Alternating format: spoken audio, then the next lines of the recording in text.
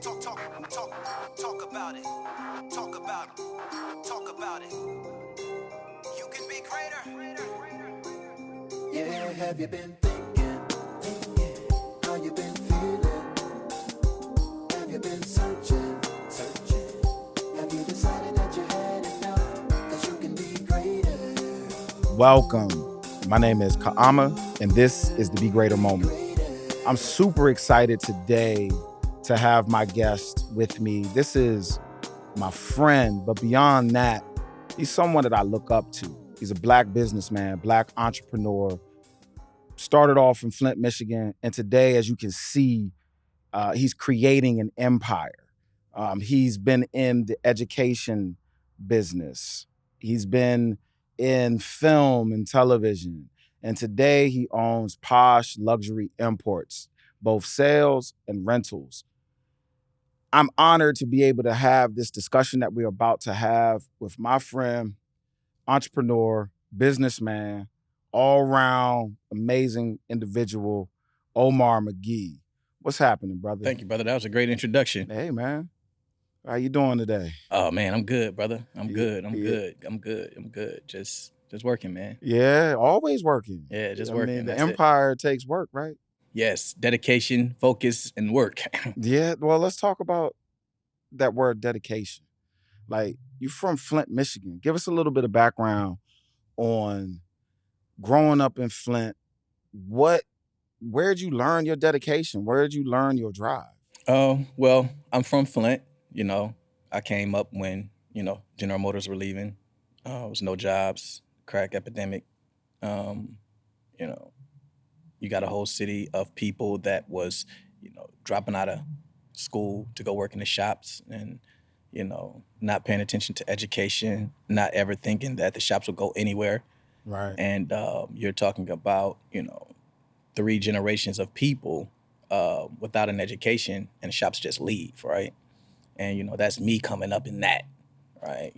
No taxpayers, schools are suffering, really, really poor community, sort of like other big cities. But, if you here in Inglewood, you can go to Beverly Hills. If you live in Inglewood, you can go to Santa Monica or a lot of rich areas to escape the madness, right? Right. In Flint, you can't go nowhere, right? It's only Detroit. It's only Detroit's the Detroit, and that's same the same situation. thing. It's just a Yeah. bigger situation, right? Yeah.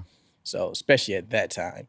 So it kind of, built this, laser focus mindset of, okay, what can I do to get out of here? And I started searching for that at an early age, right?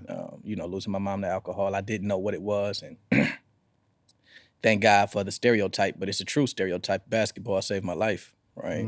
It, opened up my eyes, and it got me out of my madness. And when I got to college, I went to LLC for basketball. It's a junior college, and that's when I just started realizing, like, yo, college is not that hard. Like, I can do this, right? Right.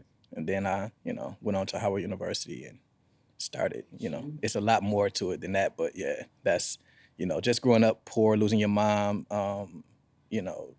teaching yourself life instincts. And then my dad was very instrumental in my, business mind, like giving me my instincts, giving me my understanding. If you take care of your business will take care of you. Those life lessons that, I live with today. Yeah, I think a lot of us, including myself and a lot of the listeners and viewers, can relate to, that summary, Mhm. right? Well, for all those that are paying attention, Flint just went through the water Yeah, water crisis. crisis. I Yeah. mean, we live in the United States of America, and we have a major city that fed, along with Detroit, but fed the automotive industry. Like you said, you had generation after generation that worked in some capacity in the car business. Yeah. And they didn't have clean drinking water. Yeah. People don't know, but Flint created the middle class. People don't know that. Wow, The go- UAW, yeah. Because talk you're about talking that. about it was the first place, I'm not going to say first place, but it's the place that took advantage of actually creating jobs. Because you look at Detroit is really a lot of the headquarters Right. of GM. Right. But the factories are in Flint. Mm. So your population is, they are all like 80% employed by General Motors. Blue collar union So workers. you telling me I'm dropping out of high school in the 80s and 70s, right? Getting a job for $60,000.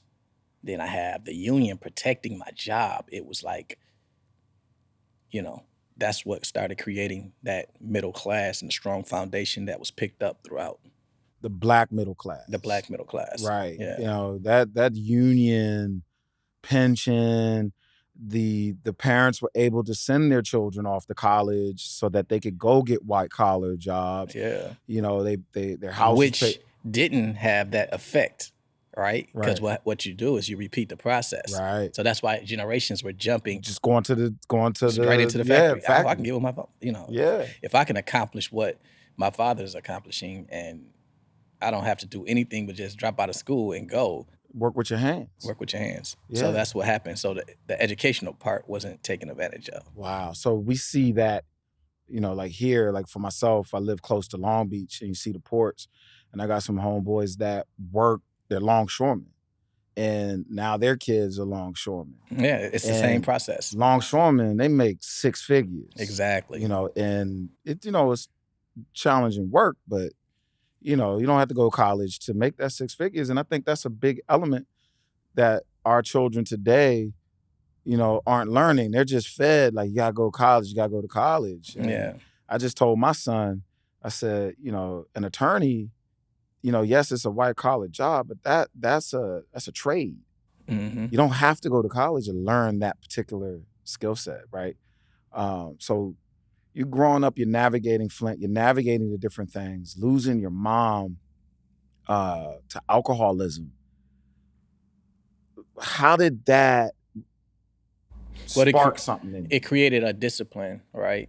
So alcoholism runs in my family, right? One of my brothers, he dove right into alcohol. One of my brothers, he can drink and he's cool. He don't have no problems. He doing Right. his thing. He got a great life. Functional. So I look at that and I'm like, I got a 50-50 chance. The numbers don't add up for me, right? Right. So, you know, I just chose, I never drunk in my life, never smoked weed, anything, right? But growing up in that, we had like the cool house, you know, 9 o'clock in the morning, it's popping off. You got all your winos, everybody in the community coming over, the Marvin Gaye on, and they're drinking Thunderbird from sun up to sundown, right? Crown Royal, the bags, you know, the whole nine, you know. So I had that household. And then, you know, it's within a few hours, you know, you stole my money and, you know, they get to fighting and they done hid money and don't know it. Yeah, it's just, I had that crazy dysfunctional. But as a kid, I would look at that and be like, you know what, I would never be like that. I don't know what I'm going to be, but I won't be like that. Right? So that started creating a discipline in me, right? And just wanting more. I just didn't know what that was until, you know, later on in life and you start navigating. Experience. Yeah, and you know, you learn, you know.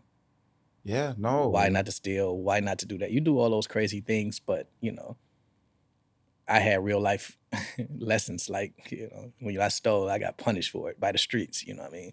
I recognize the walk very familiar to me. Yeah, obvious, yeah, you know. yeah. You know, but so you say you went to basketball LLC, junior college. Yeah. Is this Lansing is this Community local? College, Is this- LCC, yeah, Lansing Community College. Okay. My dream was to go to LLC and, LCC and LCC. go on to play at Michigan State of Michigan. You know, you had that dream. Yeah.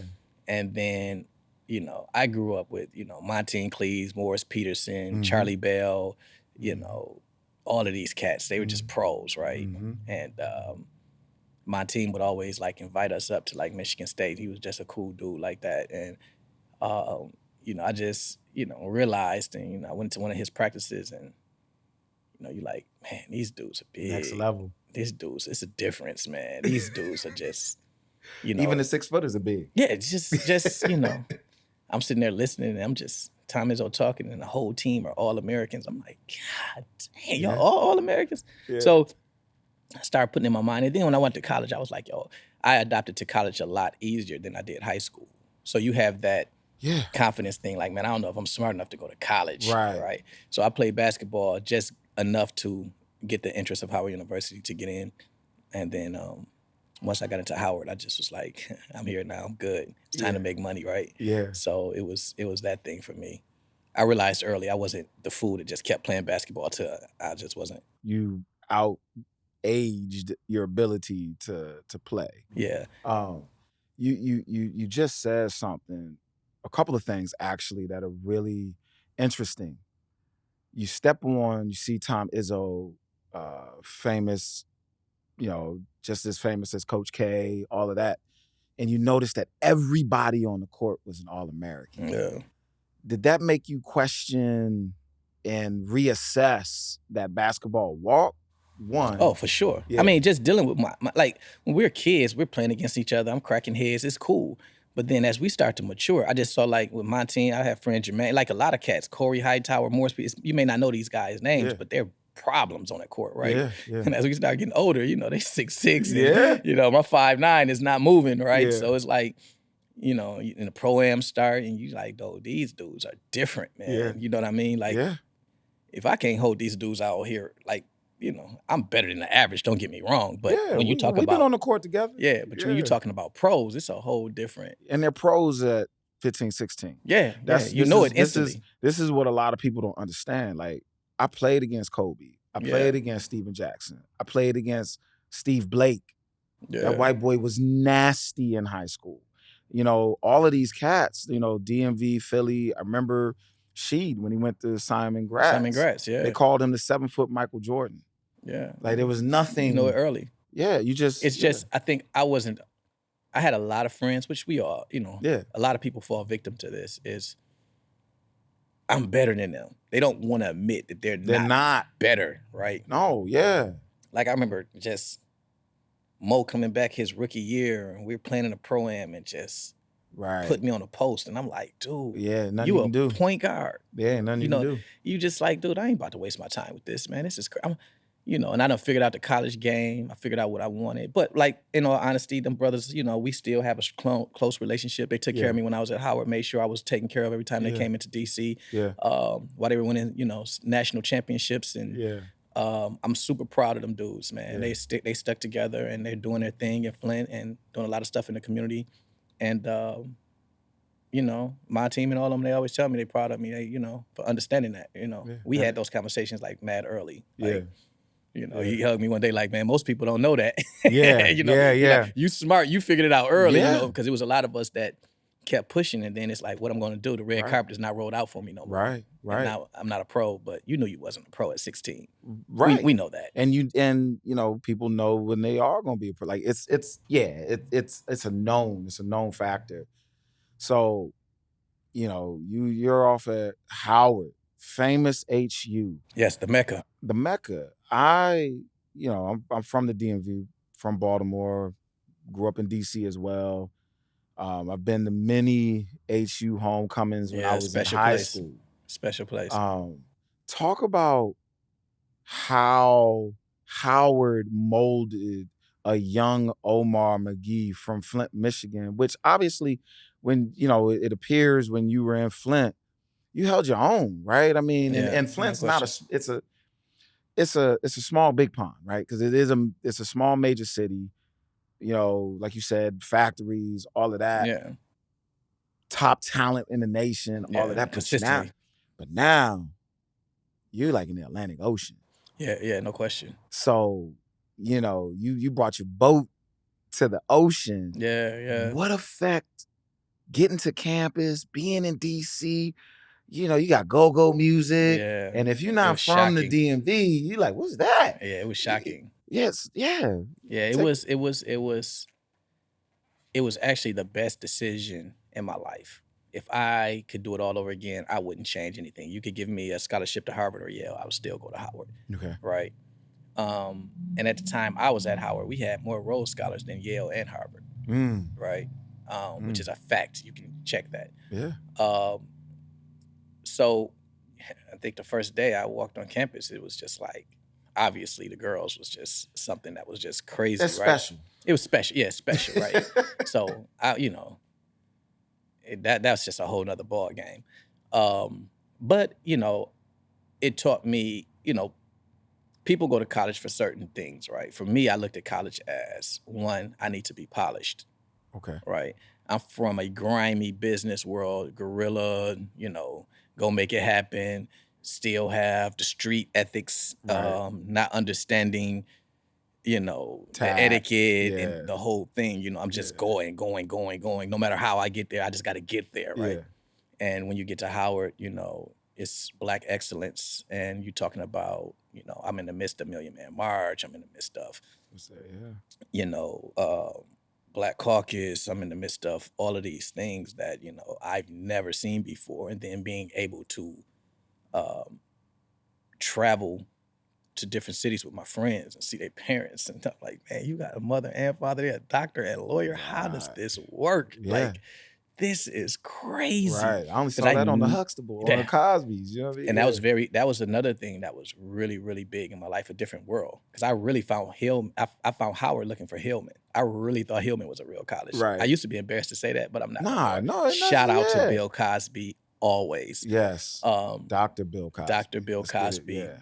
very, very true story. I would have never understood or even looked for a HBCU if it wasn't for Bill Cosby. I want to share something about Bill since we're on him. It was my 8th grade year. We had just won the Penn Relays, right? My school, I went to Wissahickon High School, middle school right outside Philly. Come across the finish line, Dr. Bill Cosby is standing there. The man shook my hand, said, "Great job, young man." And to me, and I wasn't a small 8th grader. Yeah, no But question. this guy seemed like Massive, right? bigger than life. I felt like he swallowed my hand. He looked me in my eyes and was like, "Good job, young man." So shout out Dr. Cosby, because we have a shining example sitting here with us today Oh, of for sure. whose life two examples of who you No question. impacted. Yeah, it was a girl and when I was looking for Hillman, it was a girl in our class. I just remember this, her name is Carmia Marshall. We still cool to this day. Yeah. It was funny because she laughed when I said I was coming to Howard. It was funny, but she walked across the stage and they said, yeah, she's going to Howard. I mean, everybody went crazy, right? So that's why I remembered Howard. Yeah. Oh, right. So when I'm looking for Hillman, it's the agents, right? I said, oh, Howard University, this is where Carmia went. So I called Carmia. I'm like, yo, how is it? And da-da-da. And she talking to me like, bro, you don't have a chance in hell to get in here. I don't even know why I'm having this conversation with you, right? Right. True story. She was like, dude, stop it. This is stupid for me to even have this conversation. Right. And I finagled my way in. It's a lot to that story outside of basketball. I really wasn't. I didn't meet all the requirements. Let me just say that, right? But I hustled my way in, and man, when she saw me, she thought she saw a ghost. It was like, what? Yeah. But yeah, so I got in, and big shout out to the basketball coach for pulling some strings for me and helping me navigate through that. Yeah. But what it did was it taught me everything from expectation. Okay. Most people go to school for education, which is a very important part. Extremely important. But for me, it was more networking. One thing I realized quickly at Howard is everybody here has a chance of being a billionaire or a millionaire. These dudes are for real. They from Diddy. Yeah, Taraji Henson. We produce one out of every 3 Black doctors, lawyers. Yeah. So, you in the midst of Black excellence. So I wanted to make sure that, I build as many relationships as I possibly can. Right. And understanding Black excellence, understanding the expectation that Howard have for you. Yeah. Right. Because, not trying to shit on any other school, but we do our thing. Right. Yeah. So we expect, everybody to be doing their thing. It's the same as Harvard. It's the same as Yeah, Duke. It's the same. yeah. It's the same expectation. Same expectation, But right? it's our representation. Our Same representation. expectation, our representation. Exactly, right? And I knew that coming in, and I think I had a different mindset than a lot of the students because of where I come from, and my level of discipline and my fear of going back. That was a motivator. Oh, serious motivator. Mm. I was creating my nonprofit organization my sophomore year. I was learning it. I was learning the business world. I knew business, so I went to school for communication and film because I need to learn how to paint that picture, Right. right, of whatever I was trying to do. Make sure my audio matched my video. make sure everything was in place, understanding social impact. Mm. And that was something that I was, at a young age, I was very focused on, is making sure when I leave here, I exhausted every opportunity possible. Yeah, they say they say networking should be taught in college. I Man. mean, it's huge. Yeah, I tell you, so it's like when we finish school, those same calls, like, when you finish, everyone is, oh, I got a job over here, I got a job Yeah. over there, I got a job. Yeah. So you calling and people like, Yeah. and it's crazy when you're in this world of 20 years later, like at that time when I graduated, it was a call and 7 calls to get to the top. Yeah. 20 years later, it's 1 call, you at the You're top. top. Yeah. You dig what I'm saying? So it's Yeah. like like I just left Atlanta and man, I went over all my brother's house from Howard, man. The cribs are just crazy. Man, I'm just Atlanta's different. No, it's different. And I'm so Atlanta's proud of them, man. I have really like successful friends that's just doing so many amazing things. And it's just it's expected, Right. It's right. expected. And I think that is extremely important, that expectation. But in order to meet the expectation, there must be accountability. Yes. Self-accountability, Yes. and then community accountability. No question. And that leads me to my next. And I mean, from Howard, I know that walk. Well, let's back up for a second before I go there. What are some of the challenges, personal challenges you faced transitioning from Flint to Howard, from Howard now back into the real world? Man, let me tell you, it was just, man, I felt like I was light years behind socially. No, literally. Why? Because when you're from a small place like that, you don't know anything outside of that. Correct.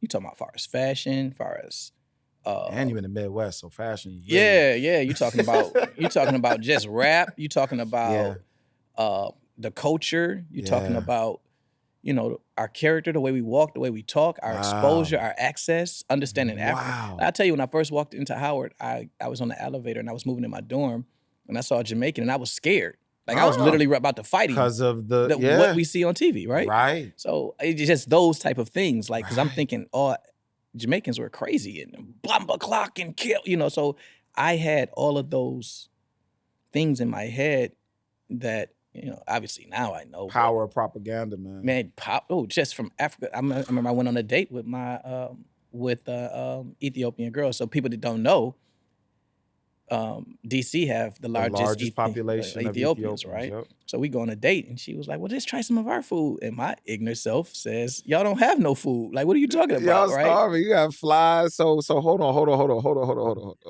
You asked me some of my hurdles. No. We gonna go through it. No. This is beautiful. This is beautiful because we gotta take some people back, man. You got to remember what Omar and I are talking about is self-hate. No question. And the power of propaganda. In the 1980s, the picture of Ethiopia was swollen stomachs, bald heads, flies on your eyes, and hungry children, skinny. And in the hood, I believe this is nationwide.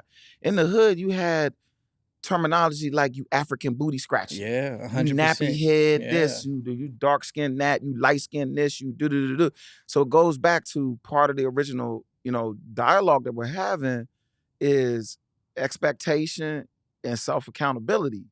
So you showing up at Howard, you got all that going on in your head. Yeah. And you're in the Mecca from the beginning of, collegiate academic excellence of Black excellence. And you talking about where the Qs, the deltas, everybody were, all of that. Created. So you in the elevator, Jamaican, you like, man, I gotta fight this dude. Yeah, and the crazy, his name is Logan. He was like one of my closest friends after that, right? It was just like, but it was those things and talking to girls and they're just like, dude, like where you from? Like, just New York girls talking about, let's go on a date and they can't get on the bus. I'm like, man, poor people catch the bus. You know what I mean? Man, you in DC? Nobody got a driver's license. Exactly. So it was shocking, man, and understanding Jack and Jill and those kids and what the hell is Jack and Jill? I wasn't I wasn't exposed to any of that It's all stuff. black wealth. It's all black wealth, right? Yeah.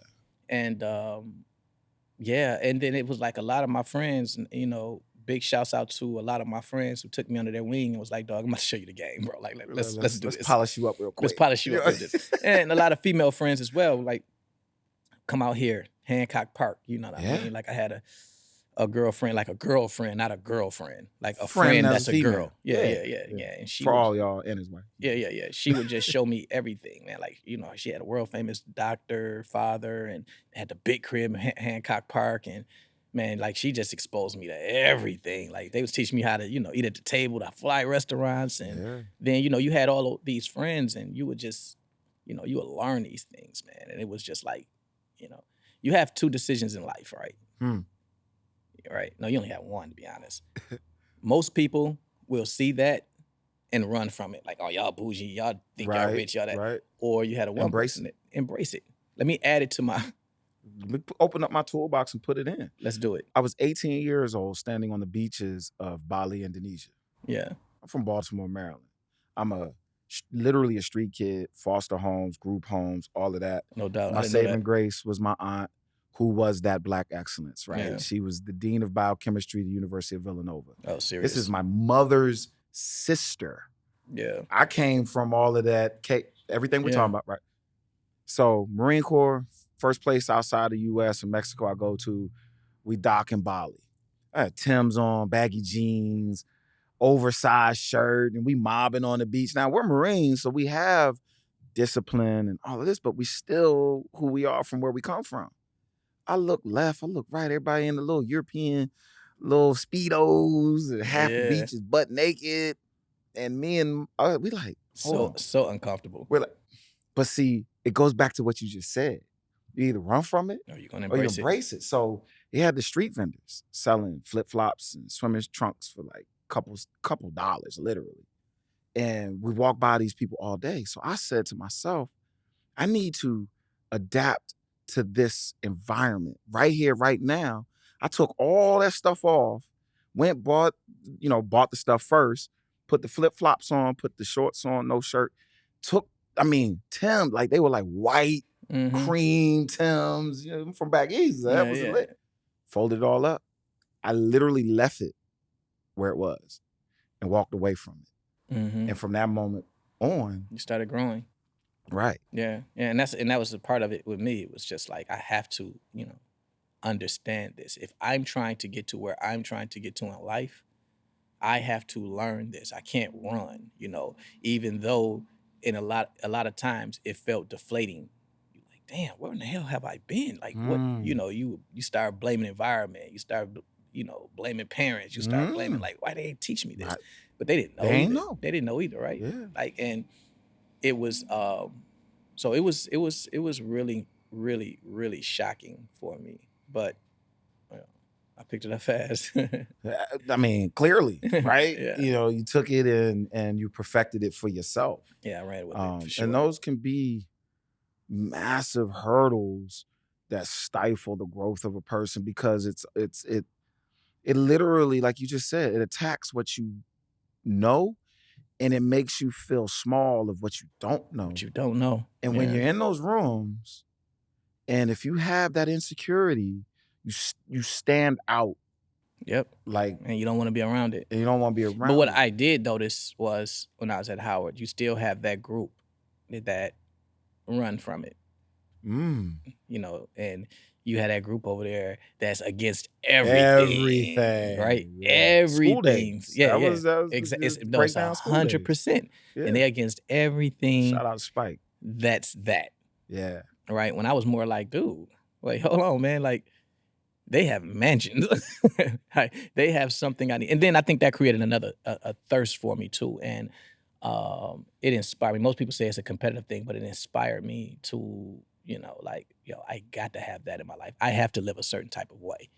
And you saw it. So it wasn't fake to me no more. Do you, I'll raise this question. How do you feel about that group in 2021? Do you feel like that's become a narrative, where... What group is that? the group that's like not embracing the wealth aspect of it all. Yeah. Because wealth is a level, rich is a level. Well, I'm not going to say wealth. I'm going to say, because we all have our definition of wealth. It just depends on where you are mentally, Right. I will say more of accepting the etiquette of becoming wealthy in a world that we're not prepared for.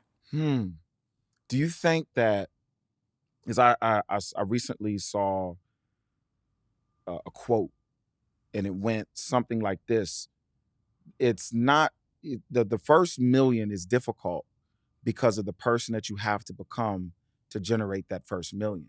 So releasing all those preconceived notions, if you're lazy, creating a work ethic; if you're undisciplined, finding a way to create a disciplined life, those different things to generate that level. And it's always an uncomfortable space Mhm. when you're doing it by yourself. Because even now, like, everybody see all the cars and the Ferraris and all this stuff, but it's being an entrepreneur is up and down. You have to learn how to be comfortable when it's uncomfortable, right? You have to really understand. I tell people this all the time. Like, people always like, I have faith in God. I'm like, man, anybody can go to church. Anybody can say they believe in God. Speak on it. But how do we really know? Have you stepped out with faith? Speak on on faith, it. right? Speak on it. So my thing is this: like, when you start anything in life, people in their mind, they think, I'm going to write this business plan, and this is the way it's going to go. It's never going to go the way that you plan it to go. You don't have no idea. The thing that you have to have is faith in God, and you have to step out there without any direction, and you have to go hard. And that's the true belief in God to me, right? I'm in agreement with that. 100%. Like, just going to church is like, anybody can do that. Yeah, I mean, that's the easy work. Yeah. The difficult work is stepping out of the boat, stepping out on the water, and realizing you're walking on water and staying. That's the whole parable of that. Realizing like, I am actually walking on water. For you, walking on the water was going from Flint to HU, and everything in between, and staying on top of the water and not allowing the distractions to no doubt. to Like, sink and just thinking about that, like, people make it seem like it's that easy. Like, can you imagine leaving a city that small and dropping me off in DC? Like, just that alone. Let's just take everything else away from it. Right? Yeah. I'm in a place where I know no one. I don't have a relative here. I don't have an idea of the busing system. I don't have a car. I don't have anything. And it's deep. People, if you've never been to Washington, D.C., let me explain something to you. It's not as simple as just jumping on the bus and learning the system. Like, when I came to L.A., right, I did a lot of walking. And people used to look at me crazy. I had my headphones on, my backpack, and they was like, he's walking. They give you that look like, what's he walking? I just saw him back in Santa Monica on Pico. Yeah. Now he like downtown on Pico walking. Like, LA is a grid, like a flat, like straight up, like tic-tac-toe. Nah. DC is like, everywhere. you on one street, turn into another street, turn into another letters street. everywhere. And so, man, that's literally a mind-blowing thought. Yeah. And Like, that was a scary moment when that door closed. It was like, damn, I'm here by myself. Did you take Greyhound? Did you fly? So, to be 100%, my brother-in-law was going to New York. Okay. And I was like, man, can you just drop me off? And mind you, and I'll be honest, I'm not going to say their name, but I had family members, like intimate family members, because they didn't know no better. And what they were doing was putting their fears on me.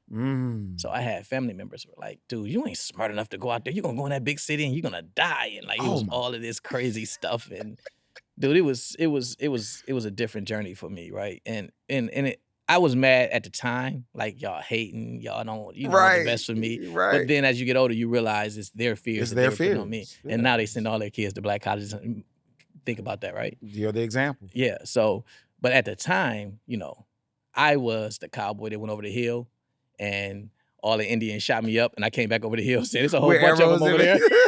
Tell the arrows. There's a whole bunch of them over there. So that was me, right? So just mind you, like dealing with that and just leaving without that type of support. Yeah. And let's just forget about financial. I'm just talking about moral. Mental is, right? yeah. Because you Moral, want your mental, family and everybody to emotional. be behind you, but they just didn't know. Right. Right. Right. And yeah, that was just a scary moment, man. That door closed, and it was just like, because mind you, he took off to New York. I'm just there now, like, whoa. You know, it is what it is. No, that was a be greater moment. Yeah. That was a decision that defined the rest of your life, impacted the rest of not only your life, but you just mentioned it, the lives of other those same family members are now sending their children to HBCU. Yes, Shout out to the HBCU. And I'm proud I did it. I'm proud that it worked out the way it worked out because, you know, I'm just the type of person when you tell me no, I'm like, okay. Well, we're going to make this happen. We're going to make this happen. Thank you for that inspiration. I appreciate it. I needed that fuel. I needed that. And I'm still to this day, like, when people doubt me, it motivates the hell out of me. Most people, it tear down, but it motivates the hell out of me. Yeah, I feel that. I dig that. So now out here, you know, multiple things that we talked about in the introduction, but I want to kind of connect the experience of Howard and your brief stint in the education system. Like the world knows LeBron started his academy, you know, in Akron, and the wonderful things that he's doing for his community. Yeah, I was before all of them. Huh? I was before all of them. Well, we're gonna talk about that. You started executive prep, and it was based on financial literacy. Was the blueprint, I believe, in Hawthorne, right? So it serviced Black and brown community primarily, but it was open to all. And you had 100% graduation rate to 4-year colleges and institutions. And I remember coming out and walking the first, you know, where you had your campus before you got your campus, and you were like, yeah, it's going this, you know, and you had my full support from then, and, you know, all of that good stuff. For that experience, like, you're not, you know, you don't have the LeBron James name. You don't have some of these other celebrity names that really a lot of times they're utilizing their name as the promotional tool for whatever to get it done. No, you were doing the fundraising, doing the networking, getting this. Talk about because it was when I did it, it wasn't the popular thing to do. What year is it? This is 12, 10? Damn, 2013, 12, 10. Okay, yeah, 2010. Yeah, 2010. It wasn't the popular thing to do. You know, nobody knew it. You know, and I'm always a person like, if I'm going to do it, I'm going to do it. Yeah. I'm not selling Toyotas. I'm selling this. Right. Come on now. All right. So it was easy for me to have a nonprofit organization, get some kids some books, but I know in my mind, from where I come from, that we have to create something that we have to be in these kids' life every day, right? And then it was actually, he's like the guy, like Damon, you can't see him in the film, but he's back there. He's not a camera guy, but shout out to Damon. Yeah. He always throws shit at me, and like it's a battery, like he throw it at me and then walk away. Yeah. So, man, you should start a school. You throw it at me and walk away. Right. And I come back Let it marinate. Yeah, I come back like 2 days later. Like, yeah, let's do it. You know what I'm saying? But what I noticed with that was it was a street that was not crowded. Right?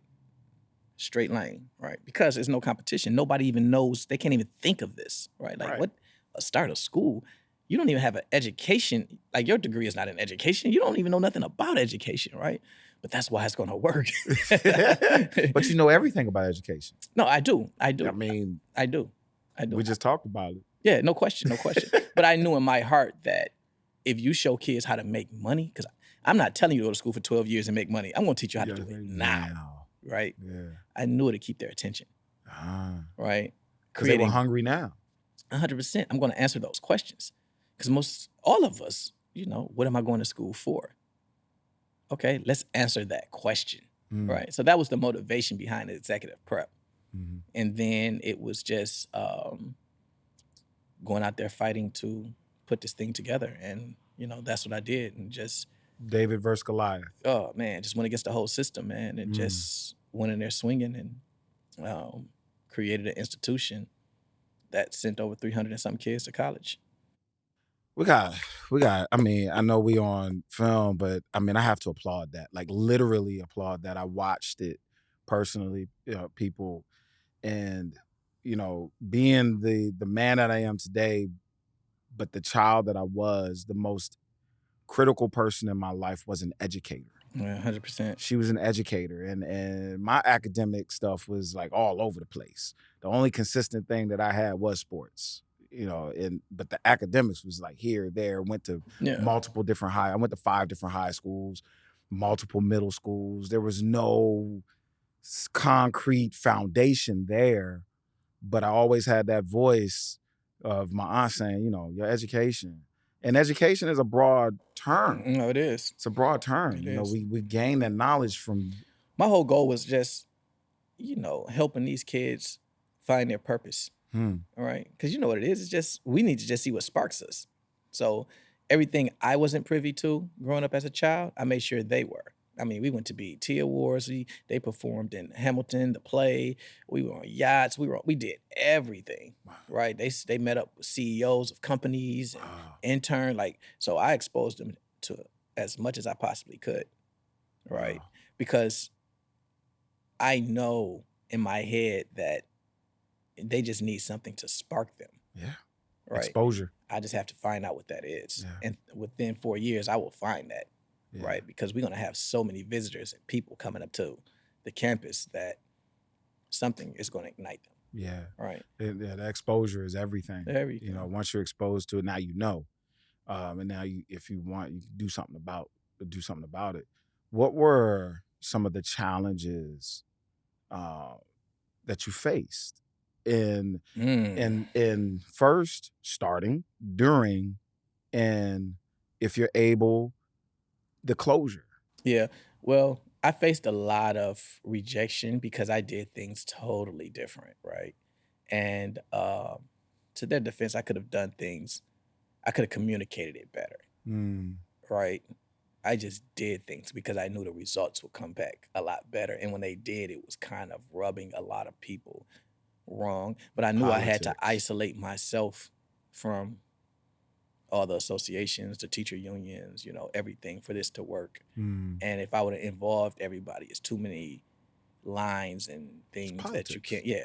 So it was that. So I had to create an island for us, and that's what I did, and it worked. But it rubbed a lot of people the wrong way. You have to think about this kid just comes out of nowhere. He's not even from the city. They don't have He ain't got no track record. no track He record. ain't got nobody co-signing for him. Yeah. Bill Clinton just gave him a shout out and he's backing him. It's like it was shocking to a lot of people, but it was hurtful to a lot of people because if you think about it, and we were faced with this a lot. If you go to school and you're a doctor in education and and this kid comes along and he's not any of that, and then he's doing and getting the results that, it causes a friction. It's ego. Yeah, for sure. It's ego. 100%. Man. Let's call it what it is. Because I recently had a conversation with somebody. I said, how do you define yourself without your labels and your titles? Who are you? Oh, 100%. And when you go to school to be a doctor, that's how they're identified. Aldridge, who plays for the Brooklyn Nets or played for the Brooklyn Nets, recently announced his retirement. He's having difficulty now because he can't define himself. Mm-hmm. That's all. Like, as human beings, we pride ourselves on our labels and our titles. 100%. But when a man like yourself comes in, you're a doer. That's what you've always known to do. If you work in a garage, all you know is to do. Yeah. So the school situation, you have these doctors and lawyers and career educators. They were looking at it from the political aspect, like I have to align myself with the teacher union. I have to follow this and follow that. But history tells us those who go against get shit done. Get it done. Those who like, hey, nah, you get done. Yeah, You don't we get it done. things done. So, you're going from the education. What was the leap from education? My wife, again, this guy was like, man, he been talking about a dealership forever, right? And again, that guy is Damon. Damon, Another yes. shout out. Yeah. He's been talking about a dealership forever, right? And I'm like, I'm cool on that. Yeah. I come from that world. Right. Right. So I was dealing with the school going back and forth. So my wife was like, Omar, you know what? Let's just go to Miami. Let's just get away from everything, right? And then for those who don't know, I own a cigar lounge as well. And this guy would come to my cigar lounge, and he was always driving like these type of cars. Mm-hmm. And I was like, man, like, what's your thing? He was like, man, I hook people up with cars and da-da-da. So I was like, okay, cool. I'm about to go to Miami. Can you hook me up with an Aston Martin? And I always wanted to do this, but it just didn't match with the school. I can't pull up to you in a Bentley and ask for a donation. It just doesn't look right. Right. It's the preacher with the Rolls Royce. It just doesn't look right. Right. So I could never participate. But when I go out in the world and just with my wife, I Participate. So now I'm really mad. I'm going ham now. I'm like, I'm in Miami. I'm about to let loose. And so we fly into Miami. The car was supposed to come pick us up, but he didn't. So the guy called and was like, man, I'm sorry, man, but can you just take an Uber to where we are? So I was like, cool. So I shot over there, and I walked in and was like, whoa, what the hell is this? Right. Like, what is this? And it makes a statement. Bentleys, Rolls Royces, and everything, right? And I'm like, yo, what are y'all like? He was like, no, you can rent any of these. And I was like, yo, you can rent this? And so in any business that you're interested in, my wife saw it instantly. She was like, oh, here we go. Like, she can tell, like, right off the top. Like, he's, dude, what are you thinking about? I already know. And it was like, what in the world is this? So anytime you go into a business and you want to connect with the business, you definitely have to spend money. So now Absolutely. the Aston Martin went to a Rolls Royce, right? Right. So I'm naturally. like, how much does this cost? So he told me the price of it. And I was like, dude, you gonna charge me this a day? And he was like, yeah. Yeah. So you know me, I'm doing the math in my head. Yeah. I'm like, dude, I'm paying your note in 3 days. Yeah. And he looked at me and laughed, right? So I was like, yo, who owns this spot? Yeah. And he was like, this guy named Matt. And I was like, dude, damn, I wish I could meet him. So we doing the paperwork. So Matt walks in, just out the blue. He's like, the owner right there. So I walk to the owner and I'm like, hey, how you doing? He was like, hey, man, how you doing? Your customer? I said, yeah. I was like, yeah, what you renting? I was like, I'm getting a Rolls Royce. He was like, oh, you a big spender, huh? I was like, I just here to support. And I was like, I need some advice. And he was like, what's that? I was like, man, what's the best restaurant out here? Like, what's your favorite restaurant? And he was like, Prime 112 off the water, right? And I was like, for real? He was like, yeah. He was like, man, you gotta go there. It's amazing. So he telling me all about it. So I was like, cool. Meet me there Saturday. Everything on me. So he met me there Saturday, and we chopped it up, and it was like, damn, I got all the answers to this test already. Like, I know this stuff like the back of my hands. Right. It's just the numbers are different. Numbers are different, and the product is different. And the product is different, right? That's it. And because with my father, he's the blue collar. I wasn't interested in Toyotas and Buicks, and that just didn't interest me. Right. But this, it was it excites everybody. Yeah, yeah. So he was like, yo, man, like, I'll be honest with you, Omar. He was like, you know how many times I do this, man? This is really sometimes a waste of time for me, man, because nobody follows through with it. They just want to know and get interest. I said, bro, you have no idea who I am.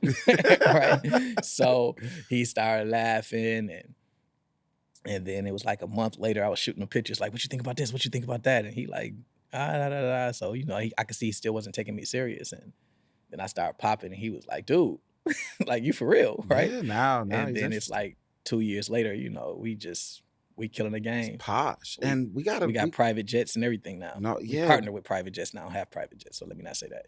Right. And we got to be clear. You've been written up in Forbes magazine. Yes. Been written up in what is it? Black Enterprise. Black Enterprise. Savoy.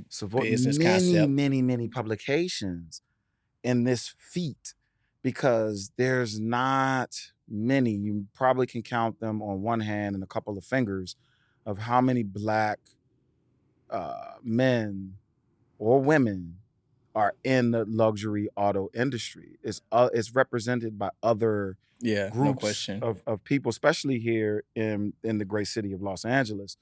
Um, and like you said, I mean, you do luxury vehicles, the beautiful ones in our backdrop, and then you're also partnered with uh, private flight, which is picking up in popularity because the cost is starting to become Yes, a little bit more reasonable. no question. What is how does it feel? So you have Omar sitting here with us. Inside Omar, still that little boy from Flint that's telling big Omar, keep going, Yeah, yeah. right? So is this what you pictured? Well, you always picture it bigger than what it really is in your head, and it's a good thing because you always fighting for what it looks like, right? And Right. your whole goal in life is for what's in front of you to match what's in your head, Mm. right? And until it matches what's in your head, you haven't accomplished it yet, Mm. right? So to the average person, they may be like, "Man, you got it all." I'll be like, "Dude, this ain't even Mm. what I'm thinking about," right? Right. And again, that's what I tell you when you tell God this plan, your plan, He laugh at you. It's a process. You Right. got to go through it. Right. Right. Am I excited about where I am today? 100%. All right. I mean, I only started this 2 years ago, well, 2.5 years ago. Yeah. Right. I mean, I remember when you dropped off one to me. I mean, Yeah. they hated me. They were like, Yeah. That Rolls Royce "Who was is that what?" Rolls Royce is nasty. Ooh. And so it was me building and creating traction and me going after a different clientele, but understanding that once I step out, it has to be, that's what I mean when I say, you know social impact. It's something that's priceless. It's like Yeah. once you step out, you have to step out hard to where people are like, what is that? That. Make Right. them, yeah. So my first commercial, my first everything, my presentation, it was like, what in the hell is going on? Because I Right. disappeared for a year. Right. And everybody was like, what you gonna do? The school is gone and Right. where you at? So nobody knew anything. You're Then in the you next kitchen thing cooking. you know, then you see me pop up on a commercial riding through Beverly Hills and the Rolls Royce and Posh and all this. And they like, and there's no explanation of what's going Right. on. So Right. people were like, calling up, man, what is happening? What is going on? And what you doing in the Rolls? Because it's just totally different from Right. anything. But I knew too that, once, like, people always say to me, like, man, you do so many things, but I really don't. Right. Right. I do one thing at a time. And once I'm finished with the school, I'm finished. Mm. I don't post about executive prep. I don't post about my real estate. I don't post about my cigar lounge. It's a whole nother world. Right. Right. But I do cars now. Right. Car guy. I'm a car guy. You don't see me Yeah. post anything outside of that unless it's some family stuff or anything Right. like that. Right. It's always marketing Posh. Yeah. Right. But to most people, they look at me and be like, man, you got all these businesses? No, I don't. Yeah. I just have one at a time and I accomplish that Right. and then I move on to the next one. Right. Right. And this the one I want to just roll out in the sunset with. I heard that, man. I definitely heard that. Give me, if you can, give us 5 lessons you've learned to date. Patience. Mm. You want it so fast, and sometimes you can make major mistakes by grinding so hard and pushing and pushing and pushing instead of allowing things to take place when they're supposed to take place. I'm very particular on words. Okay. Words are extremely powerful. I Got don't it. use the word hard. Okay. Only thing hard is inanimate objects. Got you. Things take effort, right? You said grinding. When we think of that word and it goes with what you just said, Yeah. grinding something wears it down to the Yeah. point where you have nothing usable left to work with. Mm-hmm. So when you're patient, Yeah. It's patience. yeah, I mean, you work hard, you put in the work, but you still have to understand that you have to slow down and watch everything, and it's going to happen when it's supposed to happen. Yeah. So So that's patience. one. And always my father words, take care of your business and your business will take care of you. Wow. Um, And what do you mean by that? Like, I mean, some people will hear that and it's just gonna go. well, that's the most important lesson I ever learned is that, most people, when they get a profit, they don't put the money where it's supposed to go. Ooh, yeah. Right. So if I make a profit on these cars, you got to take care of the business. First. The radio just went out in this Bentley. It's $4,000. Right. So you have to manage that money to where it's like, okay, I got to put this radio back in this car because this car rents for $1,200 a day. Hey, we'll get the Right. radio back in 4 days. Yeah. So take care of your business and Yeah, your business will take care of you. And I'm just giving that's a small example of what No, I'm talking it's about. important one. It's important. But that's what that means is that you always invest in your business and making sure your business is tight. And then your business in return will take care of you. Okay. So that's 2. Yeah. Never lose money. It's 2 questions, right? That's 2. That's a twofold.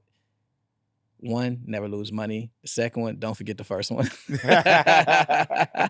Okay, that's 3 and 4. 5 would be 5 is a good one. 5 would probably be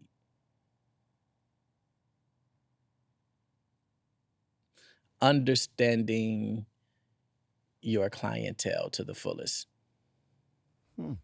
That would be number 5. Understanding who your clientele is and what they expect. That goes back to that Black excellence and the expectation. Oh, for sure. Yeah. For sure. Ties everything together.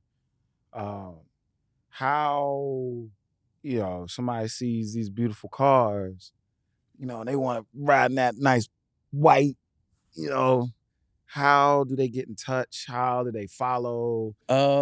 Posh on Instagram is at Posh Exotic Rentals. I have so many Instagrams for this place. Sales is at Posh Luxury Sales.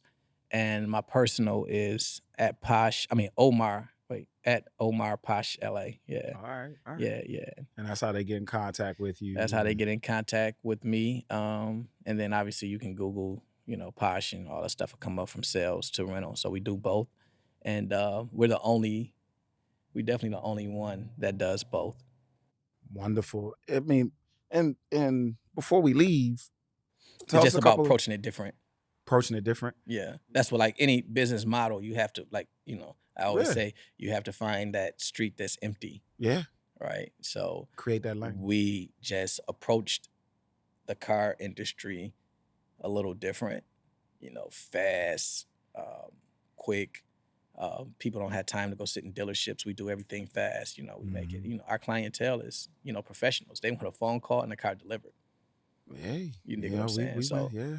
they don't have time to, Be sitting there for 3 hours. Nah, we take care of signing paperwork and all that other stuff. We take care of all of that for you. What's next for Omar? What's next for What's Posh? next for Omar is riding this thing out, man, really building it to something special, man. My goal in life now, man, is to be 60 years old dropping Ferraris off in Monte Carlo, man. That's the thing, man. And Like, I'm gonna be there, so you're gonna be dropping one off to me. Yeah. So, So that's the goal for me, man. I just met with Garcia at Ocean Prime, and older guy, man. He owns Ocean Prime in Miami, and we down having dinner. He's like, man, I gotta go, man. I was like, man, where you going, man? I just got here. He was like, Omar, I love you, but I gotta go. And we got to talking. He's like, man, I'm about to go drop a drop head off to. This is when J-Lo and A-Rod was together. Okay. They flying a drop head into Miami. Okay. I mean, not to Miami, but to New York. Okay. then he gonna go to the baseball game with them. Then Yeah. he's going to eat with, and I was Yeah. like, dude, this is the life at Yeah. 70 years old, right? Like this is the Yeah. life, and he's, and that's the way it's supposed to be. And I That's it. swear, like I say, what's in my mind is a lot bigger than what's in front of me. Yeah. And me and my wife traveling the world, dropping off cars and Yeah. doing our thing and having fun at the same time. It's a beautiful vision, man. Yeah. Well, That's the vision, man. I know I'm not gonna be the richest man in the world. I came to that conclusion. yeah. It was a good shot though, but Yeah. I'm comfortable and Yeah. plan on making a lot more noise and building this thing out. Well, man, Omar, thank you for sitting with us and dropping these jewels. And before we close, when you hear "be greater," what does that mean to you? Mm, be greater. Definitely to me, I think being greater is definitely trying to be the best person that you can be. Mm. I'm not even talking about like, money and accomplishments. Those things are the, that's the fun part. Mm. But being a good person, I think, is the hard part because, you have to always, have real people around you to check you, because sometimes this world can get the best of you. Mm-hmm. You're dealing with, multimillionaires you pick up and billionaires, you pick up bad habits. You pick up you know, arrogance that you shouldn't have, an entitlement that you shouldn't have. You have all these things that you start picking up, and you need real people around you to kind of be like, bro, stop it. Exactly. And my wife is really good at that, and my sisters, they're really good at that. They tease me the way I eat, everything right now. So they tease me a lot about, dude, just stop with the Stop bougie it. behavior, bro. You Stop get it. They love it, but at the same time, they keep me Right. grounded. Yeah. Thank you. This has been a Be Greater moment with my man, Omar Mcgee. Thank you, brother. Absolutely, man. Have you been